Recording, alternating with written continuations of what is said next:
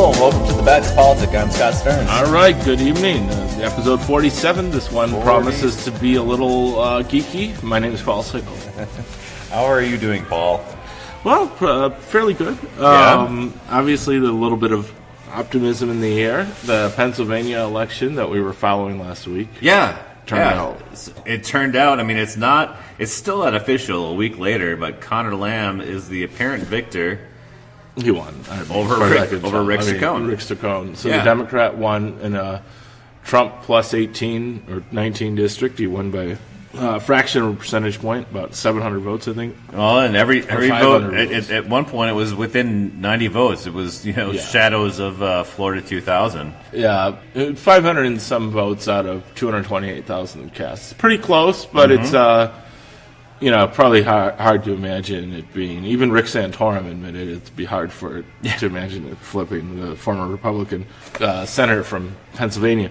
We've got other elections taking place this evening. We do. Down about 36 miles south of here. Yeah. And past the Illinois border. What's going on for the Flatlanders? Well, it's I mean, I won't call him the fib primary. Bruce Rauner, he's the incumbent GOP governor. He might be a fib, actually. No, but anyway, he is facing a serious primary challenge. He's a Republican. Yes. And he once, when he ran 4 years ago, he said that Scott Walker was like a personal hero of his.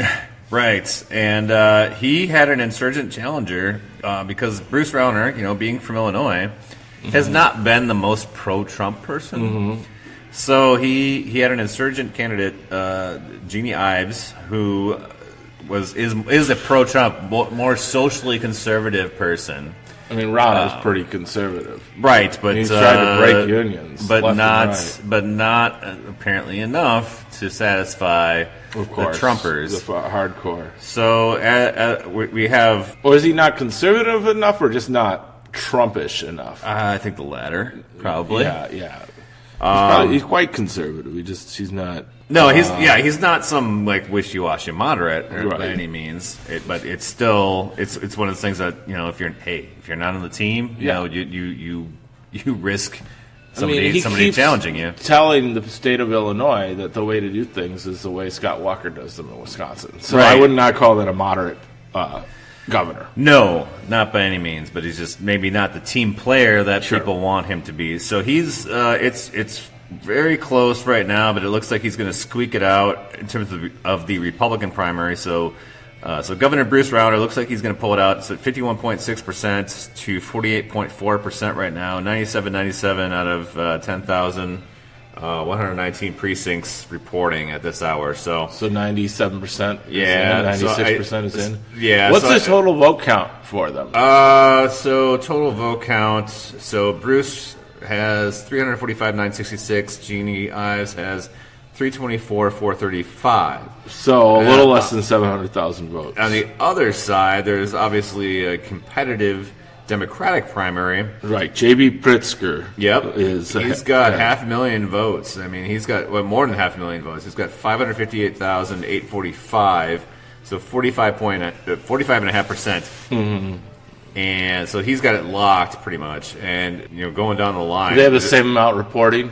The same? Yes. Usually it's uniform, but it's, I mean, they definitely, the turnout was much higher on the Democratic what were the side. other closer ones? So you had, again, 558,845 for J.B. Pritzker. Daniel Biss in second. You can round to the nearest thousand if that. 325,000. Chris Kennedy had 296,000, and then it kind of drops off from there. So at least 1.1 million, about 1.2 million so far, versus 700,000 on the Republican side. Yeah. Okay, so that's kind of what you'd expect out of Illinois, but a little bit more of a Democratic lean, I guess. For sure. I mean, we were looking at this in Texas a few weeks ago. Mm-hmm. How the Texas turnout was supposed to be really a good sign for the Democrats, but it really wasn't all that impressive. It was more like I think it was still at least 60-40 Republican lead, which is what you'd expect in a Texas or the general election. Apparently, as it happens, the primary turnouts are just so bad for Democrats in Texas that was considered quite good. Right. Here, the Democrats clearly even though their primary was much less competitive. Pritzker kind of ran away with it. Right.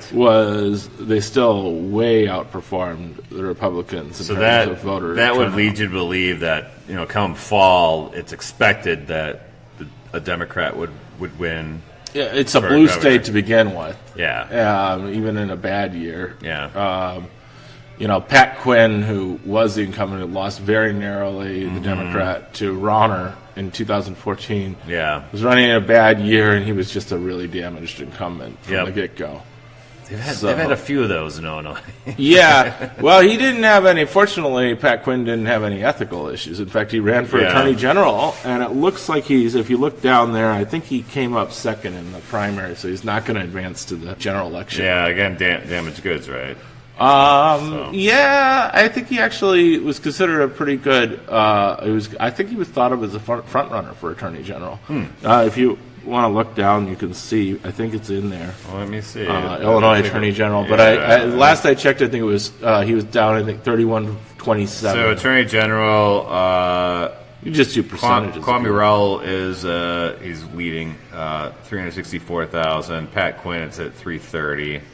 So yeah, it looks like too far. Too much is in. There's no chance Quinn will close that gap. Okay, no, I don't think so. All right, well that's good for Kwame Rowell. I don't know much about him, but congratulations. He's the Democratic nominee, and presuming there aren't a lot of surprises, he will probably become the Attorney General of Illinois. Probably. Well, I mean, I would assume the vote count will probably follow the governor's race. Just given that it's a blue state, and I think with it should at least be a decent year for Illinois Democrats. If any Democrats are going to do well, they're going to do well, at least in the Midwest, they're going to do well in Illinois. So the other big competitive race that people are watching tonight in Illinois is the U.S. House District 3. Oh, right, yes. So Dan Lipinski, who is the incumbent representative.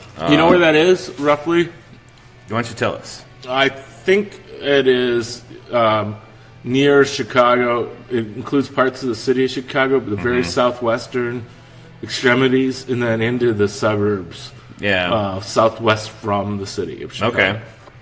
So just not the most liberal areas, but obviously a combination. It's enough that the Republicans didn't field a candidate. Oh, I think there was somebody who ran as a Republican who's they didn't even put up anybody. No, there's a guy tied in with the Nazi Party who ran as a Republican, and then the Republicans specifically rescinded the endorsement for him. Arthur Jones. Arthur Jones is running uncontested. That's what it says. Yeah, I think he's a Nazi. Oh, okay. But the Republicans... Well, I'm sure that'll be competitive. The Republicans failed to put anyone on the ballot. A respectable candidate. Yeah, in their defense, they did specifically not endorse Arthur Jones. Well, that's so good. Not to be confused with the former police chief from Milwaukee. Right. But he's their nominee for that seat. So it'll be a Democratic seat. It looks like it's going to go to Lipinski then? It's going to probably go Lipinski. So we've got he's going to stay. 483 precincts reporting at this hour out of 500. Dan Lipinski is leading with 45,615 votes, or 50.9% of the vote, over Marie Newman, who has 44,016, 49.1% of the vote. So 1,600? So just under 2% separating the two of them. Which is 1,600 votes, it sounds like. That's a fairly close... But 95% of the vote is counted. Yeah, so, at this point, and you figure the last few percentage points are going to follow roughly what the previous. Unless it was in her strongest precincts. Probably, but it would be probably a long shot at this point. She'd have to get about 70% of the rest of it. Yeah. So just some background for those of you who aren't familiar with this race. Dan Lipinski is kind of a socially conservative Democrat. Yeah, I think he's a very conservative Democrat. He's pro-life. He's definitely not voted in lockstep with. I think he voted against the DREAM Act. I believe he refused to endorse President Obama's reelection. Yeah. He's pretty conservative. There's conservative Democrats who endorsed President Obama. President Obama was twice elected by a majority of the popular vote. Right. And as well as, obviously, the Electoral College. I mean, this is not it's not exactly a far-out position to as a Democrat to be supportive of President Obama. Yeah. You know? Well, I guess the interesting thing is, it was a competitive primary regardless, but do we think that had the Republicans had a more competitive primary on their side, would that have changed the dynamic in terms of people maybe second guessing themselves because there's the power of incumbency. Obviously, Dan Lipinski is an existing congressman. He's got established support. He's got party infrastructure behind him. However, he has these positions that are not in line with mainstream Democrats. Right. So if there was a threat, in many cases, if there was a very threat out that of they're line with them. Right. So if there had been not a crazy guy on the other side running, would more Democrats have said, you know what, I'm going to support somebody who is not the incumbent and not... You're saying if there had not been a Nazi running? Right. Well, I accept that it's a strong Democratic seat. The Republicans are not actually going to seriously contest it. So there's no real stakes outside of the primary. So I guess... there's no chance of losing it to the Republicans in the fall. So I guess that's what's interesting to me is that I don't know... Why were there so many, Democrats that were not willing to nominate a candidate that's maybe more in line with their point of view, their worldview? Well, obviously... A lot of it that power of incumbency and the money that goes along with that. It could be tactics on the ground. I know that his opponent, as I recall, she ran a pretty strong, well-resourced campaign. Mm-hmm. She had neighboring Congress people. She came within 2 points. Her. Right. But it's still not like the most impressive. It's 44,000. That's pretty impressive. Well, a total 90,000 turnout. How often does a sitting congressman go down in a primary? Go down in a primary in a district that's not really competitive because whoever wins the Democratic primary is going to be. Well, I'd say more often than in a competitive. You're going to lose a primary in a safe Democratic seat. True. It reminds me of like when Chris Larson beat Jeff Plaley. Sure. Where we are here in the Wisconsin State Senate seat. Mm-hmm. Now, the interesting thing to me was that it's a very safe Democratic seat. You used to have a lot of conservative Democrats that could eke out a victory in the primary because Republicans would come in and vote for Plaley. Okay. At least enough of them would cross over and vote for the more conservative Democrat. Sure. They couldn't do that in 2010 when Larson won because they had their own primary for governor that year between Walker and Newman. And it was fairly competitive. So the Republicans had to stay home in their primary, which meant that you really only had Democrats voting in the district, which gave Larson a big leg up. And Larson won, I think, almost 60-40. So I think that you could, in this race, with the Republicans having their own primary, assuming they're not allowed to cross-ticket vote. I'm not sure with the... right. If they're allowed to cross-ticket vote, then probably what happened is that a lot of Republicans who do live in the district came over and voted for Lipinski because he more agrees with them, and that would be the explanation. Right. But if they're not allowed to cross-ticket vote, since there was a very competitive Republican primary for governor, then there's really no explanation for it. So the question is if they're allowed to, Flatlander friends, let us know, are you allowed to cross-ticket vote in a primary? That is, to cast a ballot that is both a ballot in a Republican primary in one race and a Democratic primary in another race. You're not in Wisconsin.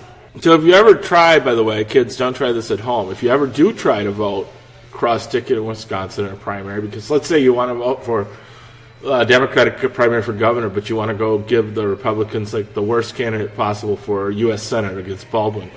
If you fill out a ballot like that, the machine won't even count it. It'll spit it back out of you, and you have to try. You have to try over again. So you will know if you cross-ticket vote. So voters are not required to register with a party to participate in the party primaries, but they do have to publicly choose one party's ballot to vote. It's considered a public declaration and can be challenged by other voters. Here in Wisconsin, you get a ballot and you have to choose. You got all of the parties on the ballot, Right, but so if you fill it out wrong, it's programmed to reject your ballot. You can't fill out both primaries. I've seen this happen to people. I've been I'm sure. I've been in a poll when people have had their ballots spit back out. Of course, because they did that. Because people that are just maybe they have never voted in primaries before, they're not savvy. They're just like, well, I don't like this person. It's a little misleading. It looks like you're allowed to choose your choice for each party. I know. That's what it looks like on the ballot, right? Because they don't give you separate ballots. To a layperson, it's kind of just looks like, I'm just going to fill in all. If you're not a regular primary voter, it can be very confusing. There is an argument, I guess, to the poll workers are very well trained to explain it. I've seen them explain it several times. I think they do a good job. They do a very good job. But obviously, there are people that fall through the cracks. So I don't know. I think there's a case to be made that you should have to declare when you go to vote in a primary which one you want to vote in, and then you get a ballot. Yeah. I mean, I think our system is pretty fail-safe that it rejects it. When they do get kicked out, do they allow them to vote again? Yeah. Okay. I've seen it several times. Okay. Well, as long as they give them the second opportunity. You get another ballot. You get up to 3 chances to... 3 strikes and you're out. Right. It's just the same. And they reject it the same as if you, say, filled out for 2 people running for the same position. Okay. Let's say you went in and voted for Trump and for Clinton. Right, and the election, you voted for both Trump and Clinton. You chose you can't poorly. do that. It doesn't let you do that. Yeah. I think it actually does print off like a little receipt telling you what you did. Like two people for the same office or cross-ticket voting. So, that's how it works. I'm good with that then. Yeah. So, anyway, apparently there wasn't any, according to what we were able to decipher, there was no cross-ticket voting in Illinois. So the primary for House, at least in that district, hurt Rauner because there's probably a lot of people that voted in the Democratic primary for Lipinski if something like abortion was important to them. That may be.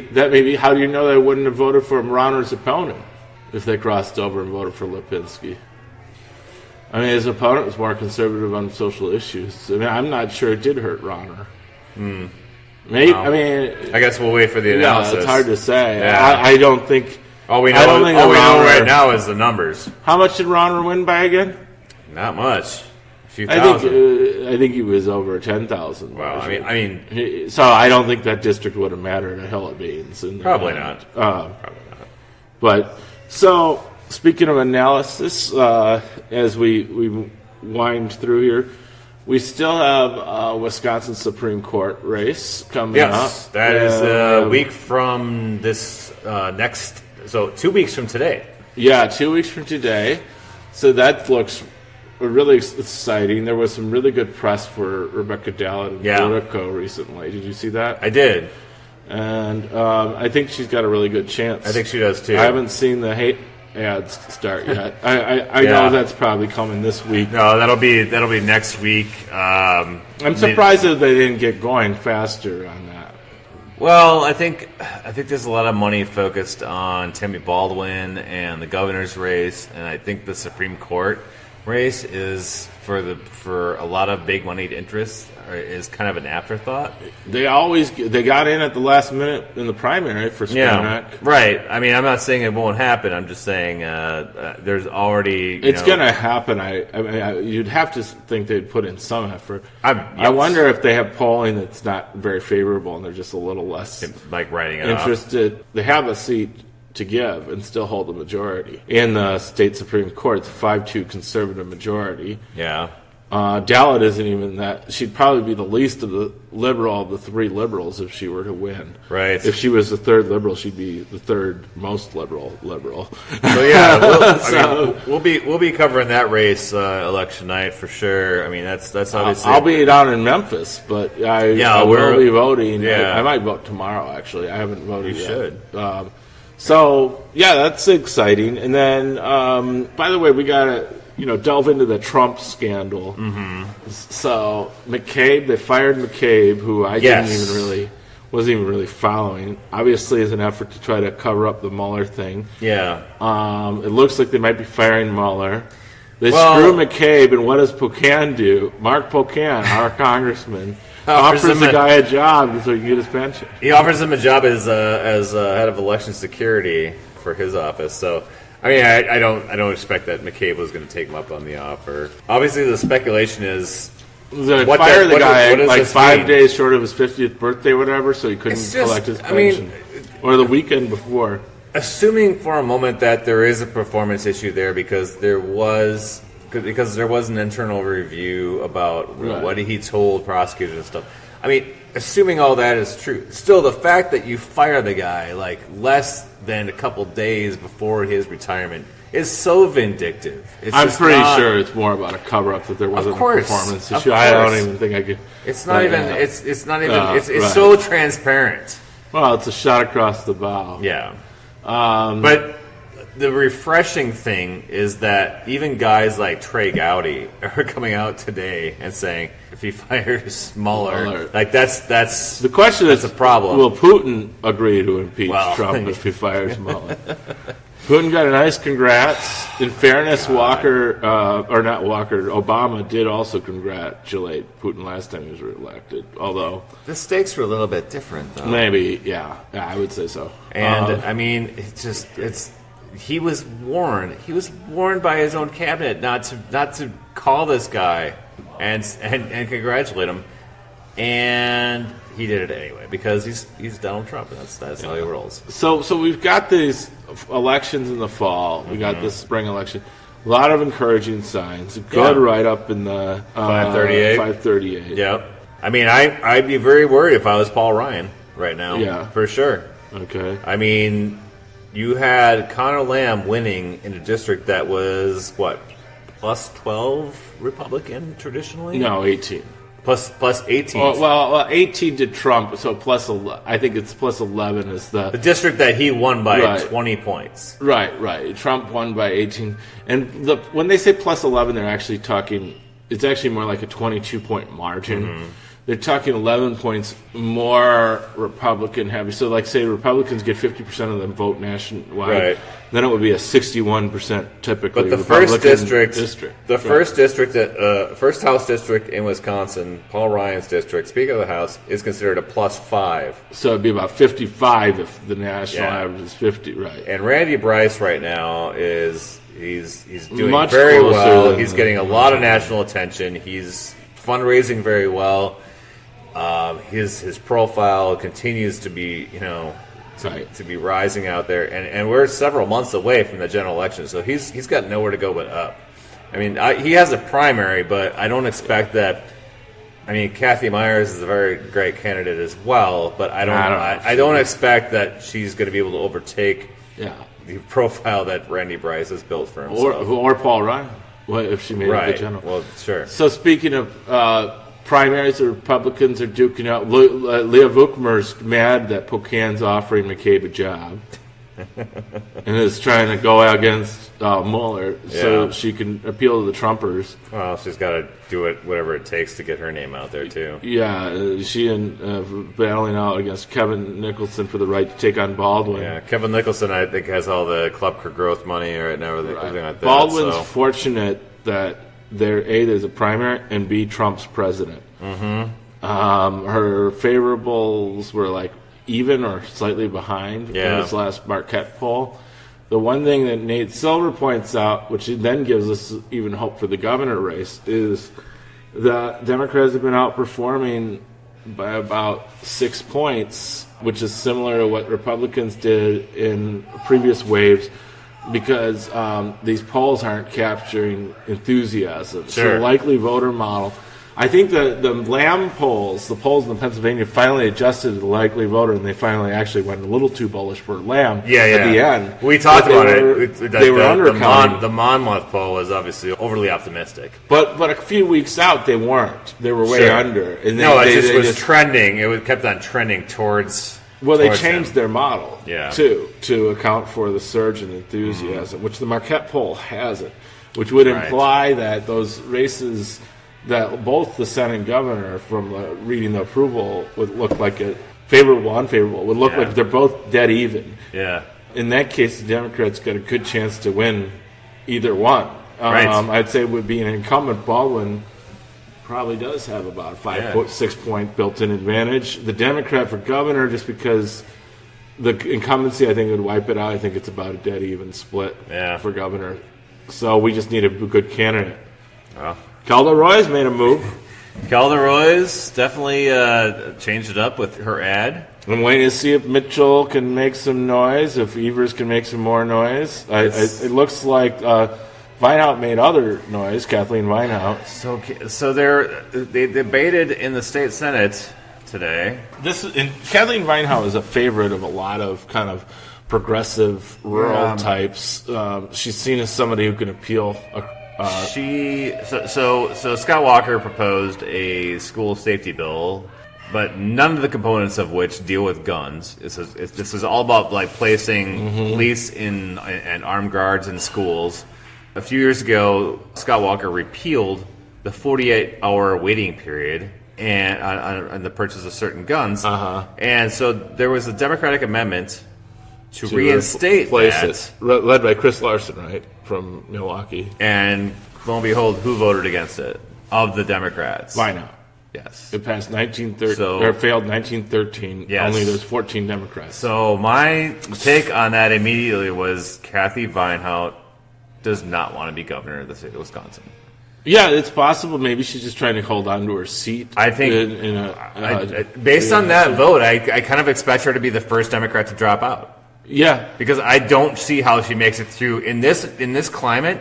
And we had another school shooting today in Maryland. You're right. There was so much talk about her early on, and she just seems to have gone nowhere. She's going nowhere fast, and so I fully expect that she's going to focus on her next re-election and shy away from the governor's race. You know what just shocks me is that Soglin, I know he says he's the Bernie, but he's no Bernie. No. I haven't heard anything from him since he announced for governor. I know. So, it looks like it's Evers, Calder Roy's who had Calder Roy's and maybe Mila Mitchell. I think maybe, and I don't know, Walks is more interesting candidates. That Walks is, doesn't strike me as interesting, but he is Andy Groenick, he's working. Yeah. It's gonna get interesting. Either. I mean, I think as we get further into spring, today's the first day of spring. I think this is going to start to ramp up. And some of these guys might start to get better with the competition. Wow. So there's going to be a forum, I think, next week at the ATU Hall, which is where the Democratic Party often meets. Leading Democratic candidates, the main ones that we're talking about, are invited, and it's about poverty and wage issues. So it's about jobs issues in Milwaukee. So everybody's invited 6 p.m. on the 29th, next Thursday. So, all right, I think we're wrapping up episode. Well, Vinehout stays in the Senate. That probably keeps her seat a little safer. That's there fine. You go. That's fine. All right. So that's episode 47. I will be out of town next week. Okay. I'm heading for the Great White North for spring break. So I'll be in Montreal, and then where spring is. It's sprung yet. No, not so much. But there you go. That's what it is. So, we'll catch you guys on the flip side of spring break, right after the election. Exactly. Live from Memphis, or wherever. We'll figure it out. We'll do the postmortem on the election returns for sure. With that, forward.